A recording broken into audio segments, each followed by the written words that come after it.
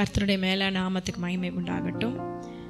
இந்த கேள்வி பதில் நிகழ்ச்சியில் இந்த நாள் ஆண்டவர் செய்திருக்கிற மகத்துவமான கிருபைகளுக்காக நான் ஆண்டவரை ஸ்தோத்திரிக்கிறேன். வாலிபர்களுக்குள்ளே இருக்கிற பல கேள்விகள் உண்டு.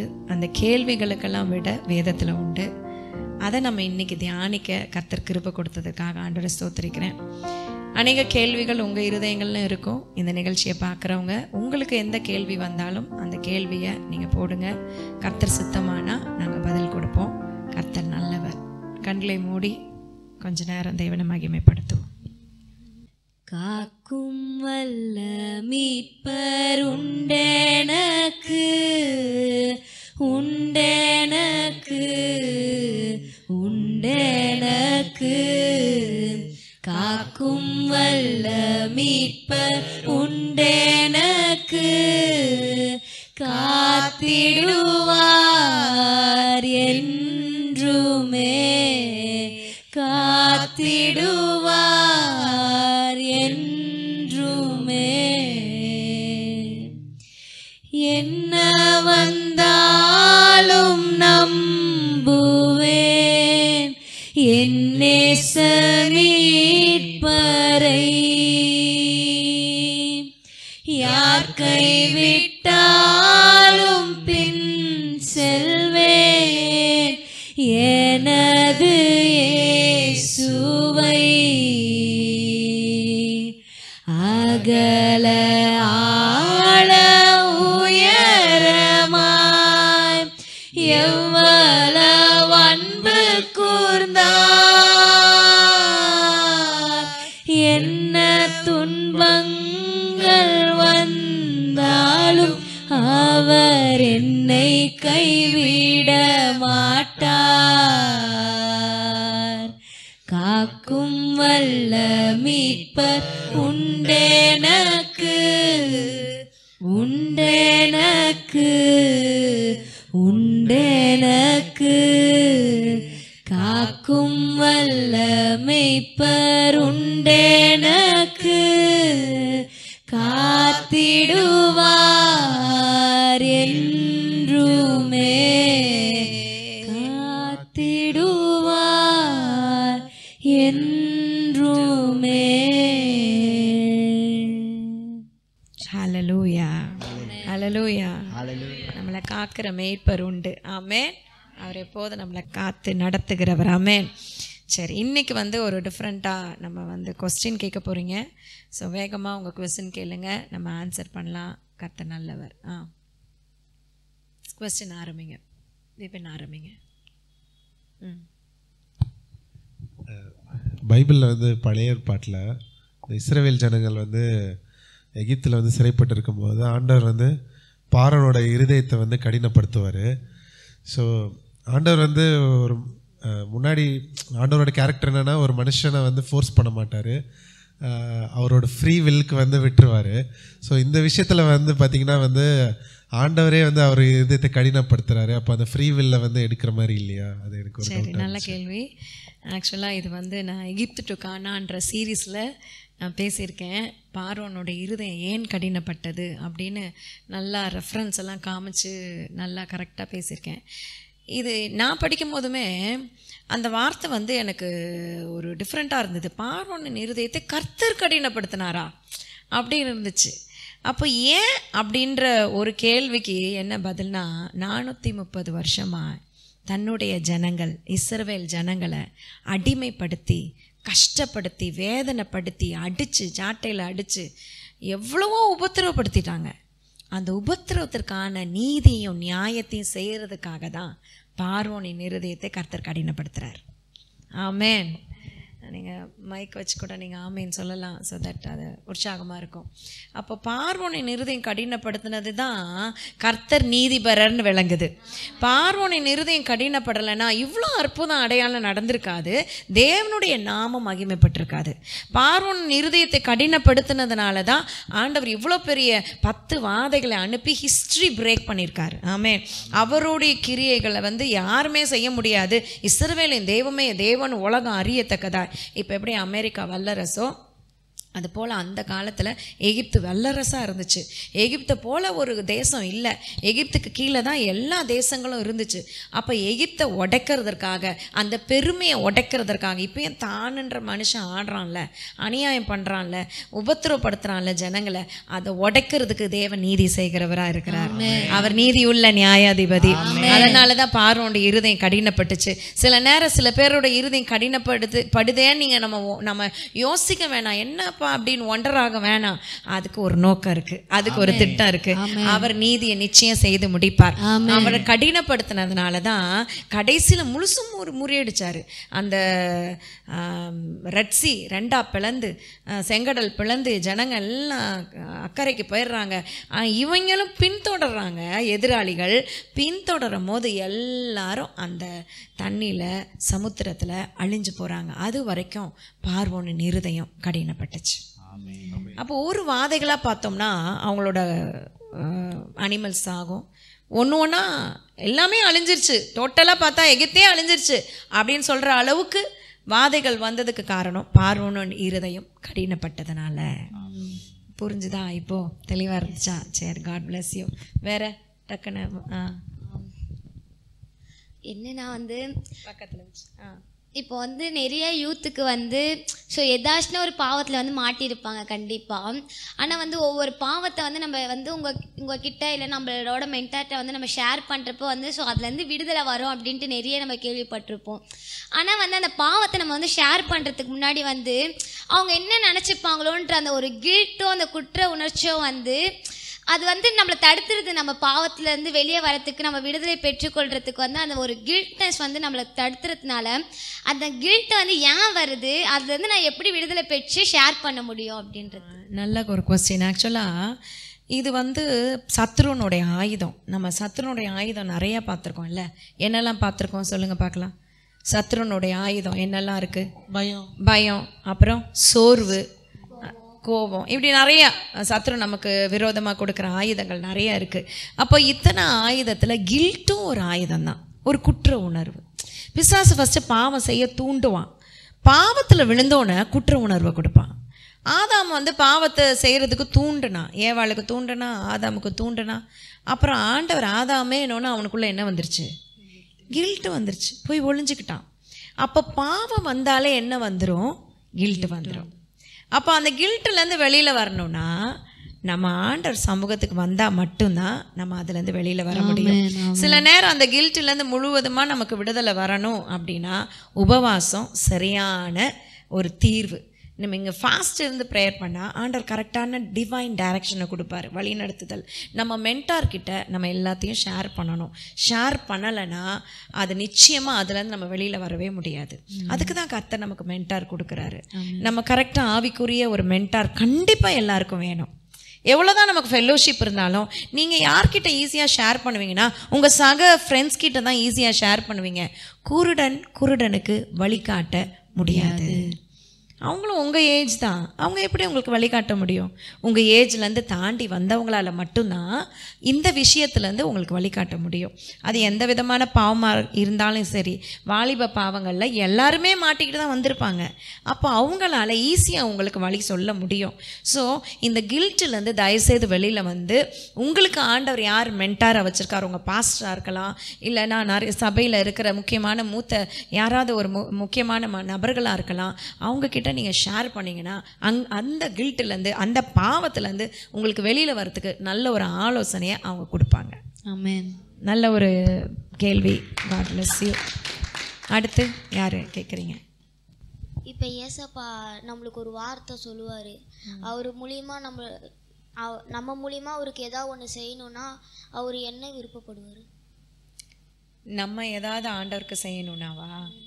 அவர் என்ன விருப்பப்படுவார்னா நம்ம அவருக்காக ஆத்ம ஆதாயம் செய்யணும் தான் விருப்பப்படுவார். வேறு எதுவுமே ஆண்டவர் நம்மக்கிட்ட கேட்கல, எதிர்பார்க்கல. அவர் எல்லாமே நமக்கு கொடுக்குறாரு. ரட்சிப்பை கொடுத்துருக்கிறாரு, சுகத்தை கொடுத்துருக்கிறாரு, அவர் நமக்கு ஆசீர்வாதத்தை கொடுத்துருக்கிறாரு, நல்ல படிப்பு, திறமை, இன்னும் என்னென்னவோ கொடுத்துருக்கிறார். நல்ல அம்மா அப்பா, நல்ல வீடு வசதி, நல்ல சபை, நல்ல போதகை, இந்த மாதிரி எல்லாமே கொடுத்துருக்காரு. நம்ம அவருக்கு செய்யக்கூடிய ஒரே ஒரு விஷயம் ஆத்மாதாயம். அதில் தான் அவர் பிரியப்படுவார், விருப்பப்படுவார். அதுதான் அவருடைய ஏக்கமாக இருக்குது. இருதயத்தோட ஏக்கமே ஆத்துமாக்கள் ஆண்டவர்கிட்ட வரணும், அழிவில் போயிடக்கூடாது, நரகத்தில் போயிடக்கூடாது, இயேசுவை அறியணும். இயேசு வந்து உலகத்துக்காக சிந்தின அந்த ரத்தம் வீண் போகக்கூடாது. அதுதான் அவருடைய விருப்பம். சூப்பர். God bless you. நல்ல கேள்வி. God bless you. அடுத்து ஓகேம்மா, என் ஃப்ரெண்டு என்கிட்ட ஒன்று கேட்டா. அவள் வந்து இப்போ கிறிஸ்டியன்ஸ் பீப்புள் இருக்காங்கள்ல, அவங்க வந்து ஹிந்துஸில் வந்து மேரேஜ் பண்ணுறாங்கல்ல, ஆனாலுமே வந்து அதை ஒரு சில வீட்டில் அக்செப்ட் பண்ண மாட்டாங்கிறதுனால அவங்க வந்து பேப்டிசம் எடுத்துடுறாங்க. அதையுமே ஒரு சிலர் தப்புன்னு சொல்லுவாங்கல்லம்மா, அது ஏன் அப்படி சொல்கிறாங்கன்ட்டு அவள் கேட்க சொன்னவங்க கிட்ட. கண்டிப்பாக தப்பு தான். இருளுக்கும் ஒளிக்கும் சம்பந்தம் ஏது, ஐக்கியம் ஏது? அப்போ ஆண்டவருடைய பிள்ளைங்களுக்கும் ஆண்டவர் அறியாத பிள்ளைங்களும் இணைஞ்சாங்கன்னா அது ஆசீர்வாதமாக அவங்க வாழ்க்கையில் இருக்காது. திருமணத்துக்காக அந்த பொண்ணை லவ் பண்ணிட்டேன்றதுக்காக அவன் ஆண்டவரை ஏற்றுக்கிட்ட மாதிரி வந்து ஞானஸ்தானம் வாங்கிட்டு அதுக்கப்புறம் கல்யாணத்துக்கு அப்புறம் எத்தனையோ குடும்பம் பிரிஞ்சே போயிருக்கு. இல்லைன்னா கம்பல்சரியாக நீ எங்கள் மதத்தை தான் ஃபாலோ பண்ணணும் அப்படின்னு கட்டாயப்படுத்தி கூப்பிட்டு போய் மாற்றிருக்கிறாங்க. இந்த மாதிரி நிறைய குடும்பத்தில் பார்க்க முடியும். அதனால் கல்யாணத்துக்காக ஒருத்தர் ஆண்டவரை ஏற்றுக்கிறாங்கன்னா அது உண்மையான ரட்சிப்பே கிடையாது.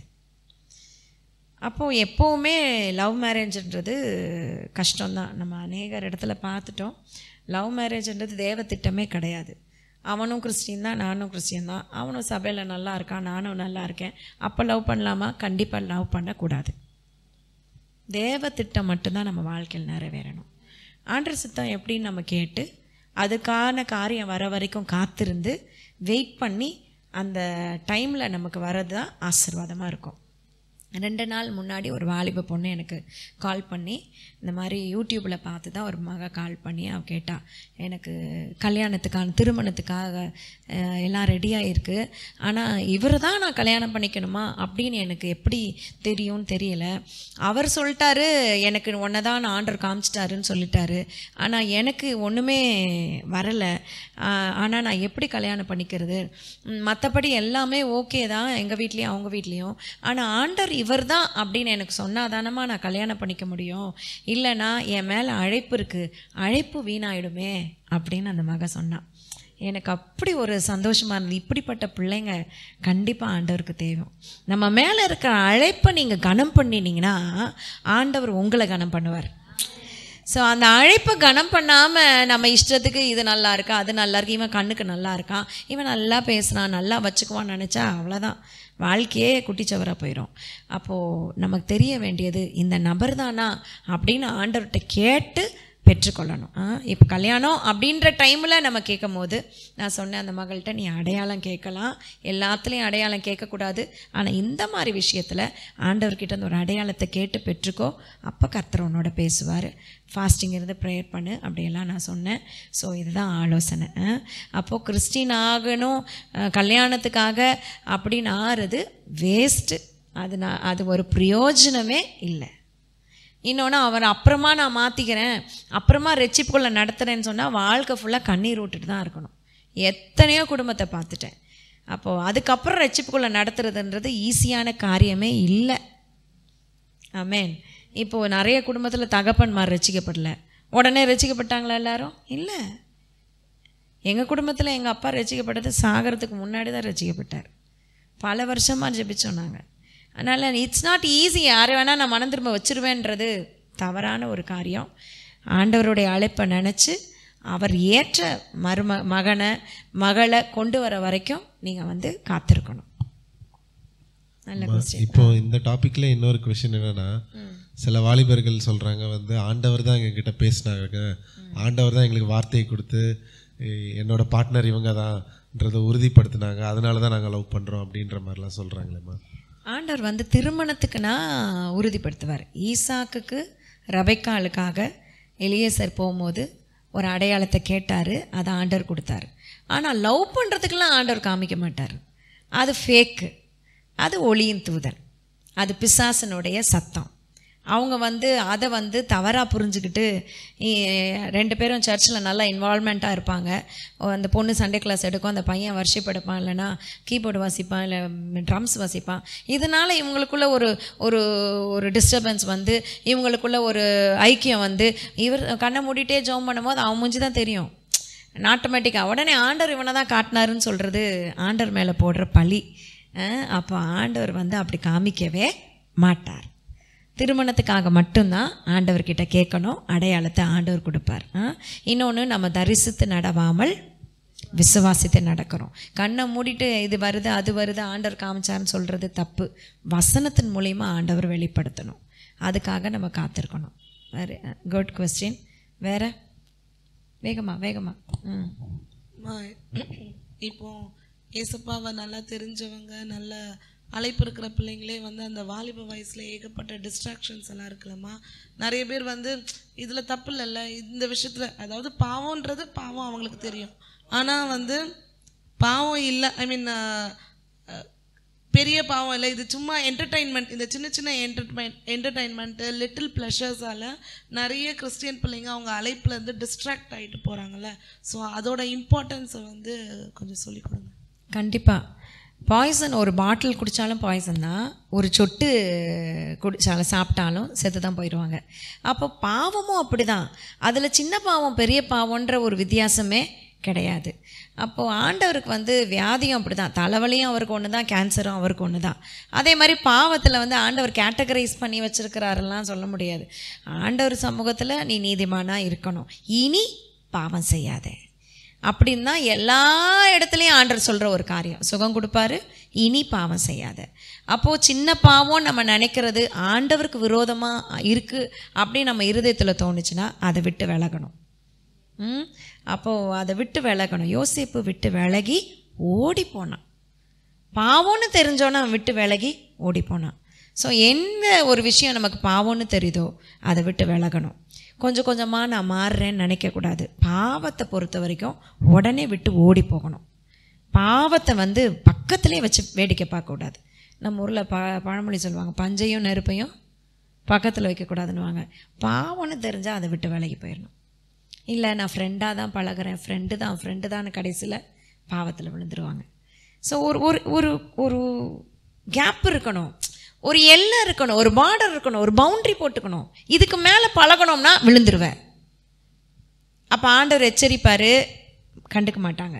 சில மனிதர்களை கூப்பிட்டு எச்சரிப்பார், இருதயம் கடினப்படுத்திடுவாங்க. சில அழைப்பு பெற்ற தேவ பிள்ளைகளை சொல்கிறேன், கடினப்படுத்திடுவாங்க.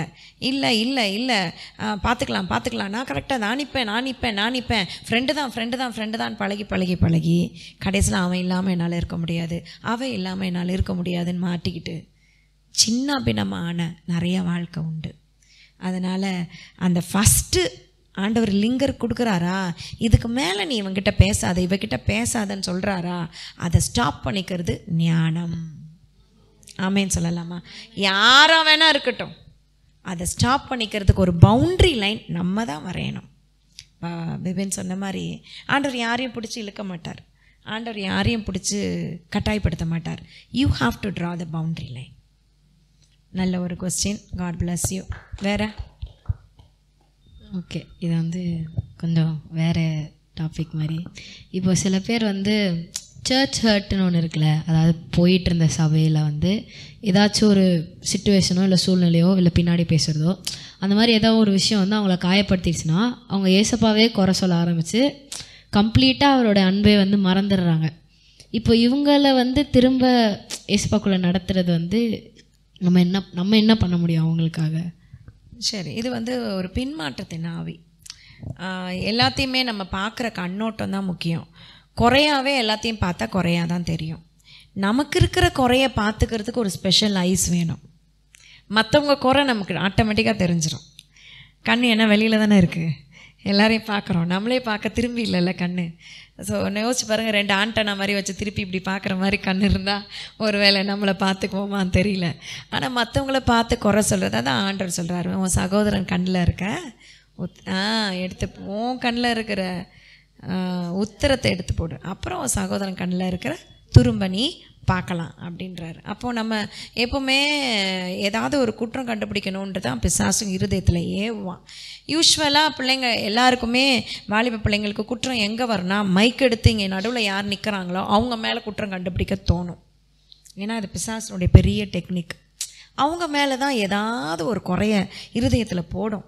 அப்போ நம்ம தெளிவாயிடணும், இல்லை இதுக்கு நான் இல்லை, நான் எதுக்கு நிற்கிறேனோ அதில் நான் கரெக்டாக என் ஸ்தானத்தில் நான் நிற்கணும் அப்படின்னு நினச்சிங்கன்னா அதில் வந்து விழாமல் இருக்கலாம். சரி, இப்போ பின்மாற்றத்தில் போயிட்டாங்க, அவங்களுக்கு நம்ம என்ன பண்ணுறதுன்னா, டைரெக்டாக போய் நம்ம சொன்னால் அவங்க காதில் விழ போகிறதே இல்லை.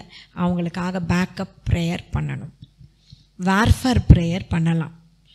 நான் சொல்லி கொடுத்த வார்ஃபேர் ப்ரேயர் பண்ணும் போது கொஞ்சம் கொஞ்சமாக அவங்க இருதயம் இலகும். அப்போது ஏற்ற சமயத்தில் அவங்களுக்கு வார்த்தையை சொல்லும் போது அது வெள்ளித்தட்டில் வச்ச பொற்பலை மாதிரி இருக்கும். சமயத்துக்கு ஏற்ற வார்த்தையை சொல்லும்படி நம்ம ஆண்டவர்கிட்ட கேட்டுக்கணும். அந்த வார்த்தையை ஆண்டவர் நம்ம வாயில் போடுவார். Thank you, God bless you. கரங்களை தட்டி ஆண்டவரை மகிமைப்படுத்துவோம். வேறு இப்போ ஸ்பிரிச்சுவலாக வந்து ஏசப்பாக்குள்ளே நம்ம வளர்ந்துக்கிட்டே இருக்கோமா, திடீர்னு நடுவில் பிரேக் ஆகி நிற்கும்போது நிறைய வார்த்தையை கேட்குறோம். ஏசப்பா வந்து நீ நடுவில் பிரேக் ஆகிட்ட, நீ எழுந்துக்கணும், இன்னும் வந்து எனக்காக நீ ஓடணும், அப்படின்னு உன் மேலே இன்னும் திட்டம் இருக்குது, தரிசனம் இருக்குது அப்படின்லாம் சொல்லிக்கிட்டே இருக்கும்போது இப்போ நான் பிரேக் ஆகி விழுந்துட்டேன்னா அப்படியே விழுந்து தான் இருக்கேன். அது எழுந்துக்கிறதுக்கு நான் என்ன பண்ணணும் அப்படின்னு.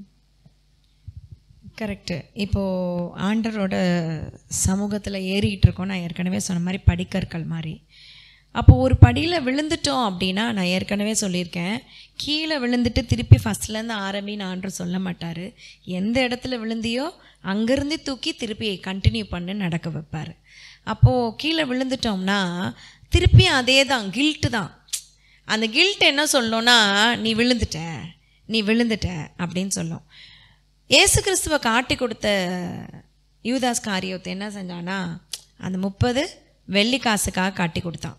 அந்த 30 வெள்ளிக்காசுக்காக காட்டி கொடுத்தோன்னே அவன் இருதயத்தில் அப்படியே சந்தோஷம் வந்துருச்சு. அந்த காசை வாங்கினோன்னே இல்லை, இயேசுவை காட்டி கொடுத்தோன்னே காட்டி கொடுத்துட்டியேன்னு அந்த இருதயம் அப்படியே அடிச்சுக்குச்சு. அதுதான் கில்ட்டு. அதுக்கு மேலே அவன் வெளியில் வரலை. அவன் 4 கொண்டு செத்தான்னு பைபிளில் இருக்குது.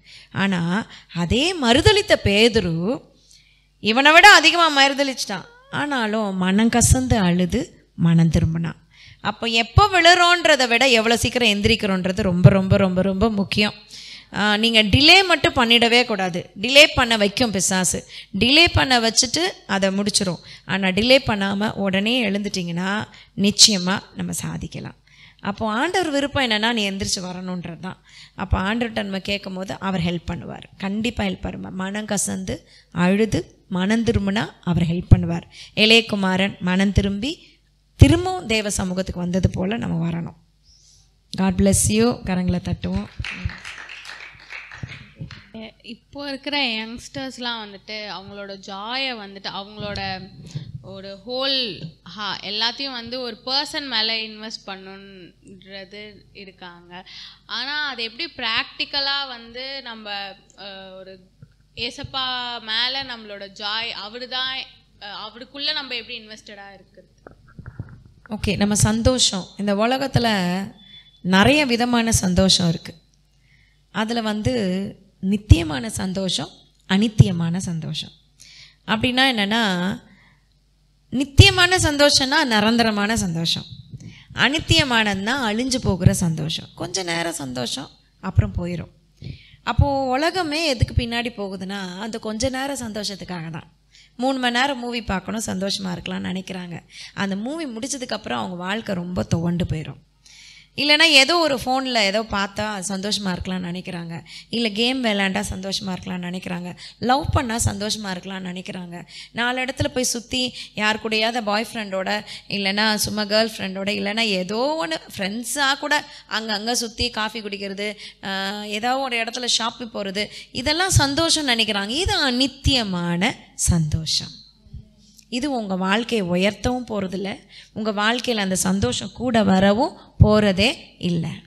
இதே சர்ச்சுக்கு வந்துட்டு வீட்டுக்கு போனோன்னு வச்சுக்கோங்களேன், இல்லை ஆண்டவர் சமூகத்தில் இருந்துட்டு நீங்கள் போனீங்கன்னா அந்த சந்தோஷம் போகவே போகாது. ஒருவேளை வீட்டில் எதிர்ப்பு இருக்கலாம், பிரச்சனை இருக்கலாம், போராட்டம் இருக்கலாம், ஆனால் நம்ம சந்தோஷத்தை யாராலையும் திருடவே முடியாது. அப்போ நித்தியமான சந்தோஷத்தை நம்ம தான் தேர்ந்தெடுக்கணும். we have to choose. ரெண்டுமே இருக்கும். ஒரு இடத்துல ஐஸ்கிரீமும் இருக்குது, ஒரு இடத்துல விஷ பாட்டிலும் இருக்குது. நீ எதை தேர்ந்தெடுக்க போகிற அப்படின்னு ஆண்டவர் பார்க்குறாரு. அப்போது ஆண்டவர் ஆதாமுக்கே அதான் வச்சார், ஜீவவிருட்சத்தின் கனியும் நன்மை தீமை அறியத்தக்க கனி. அவன் ஜீவவிருட்சத்தின் கனியை எடுத்து சாப்பிட்ருந்தானா இன்றைக்கி மரணமே இல்லை நமக்கு. ஆனால் அவன் நன்மை தீமை அறியத்தக்க கனியை சாப்பிடக்கூடாதுன்னு விளக்கின கனியை சாப்பிட்டதுனால இன்றைக்கி மரணம். அப்போது நம்ம வந்து சூஸ் பண்ணணும். இந்த ஜாய், ஆண்டவர் கொடுக்குற ஜாய் நிலச்சிருக்கும். அதான் ரட்சிப்பின் சந்தோஷம். அது யாராலையும் எடுக்கவும் முடியாது, யாராலையும் குறைக்கவும் முடியாது, எந்த திருடனும் திருடவும் முடியாது, யாராலையும் அதை நஷ்டப்படுத்தவே முடியாது. அது பொங்கி பொங்கி பொங்கி பொங்கி வரும். Overflowing Joy. அதுதான் ஆண்டவருக்கும் மற்றவங்களுக்கும் வித்தியாசம். அதாவது மற்ற சந்தோஷத்துக்கும் உள்ள வித்தியாசமே அதுதான். அந்த சந்தோஷம் நமக்கு அப்படியே பொங்கி பொங்கி வருகிற அந்த மகிமைக்குள்ளே வந்துட்டிங்கன்னு வச்சுக்கோங்களேன், ருசி பார்த்துட்டிங்கன்னா பின்னாடி போக மனசு வராது. ஆமேன். இப்போ ஒரு முறை அந்த சந்தோஷத்தை ருசி பார்த்துட்டோம்னா திரும்பவும் அந்த சந்தோஷத்துக்குள்ளே அவர் அன்பின் கயிறில் கட்டி இழுத்துக்குவார். God bless you. Rebecca. Bible படிக்கிறோம், ப்ரேயர்லாம் பண்ணுறோம், எல்லாம் கரெக்டாக பண்ணிகிட்டு இருக்கும்போது திடீர்னு லைஃப்பில் ஒரு எம்டினஸ், ஒரு இருளான இது, எதுக்கு அது எப்படி வரும், எதனால் வரும்ன்ற ஒரு ரீசனே இல்லாமல் ஒரு ஃபுல்லாக லைஃப் ஃபுல்லாக ஒரு இருளாக இருக்கும். அதுலேருந்து எப்படி வெளியில் வரணும், ஏன் அது அப்படி திடீர்னு வருது? Okay, life is a pendulum between sorrow and ஜாய்ன்னு சொல்லுவாங்க.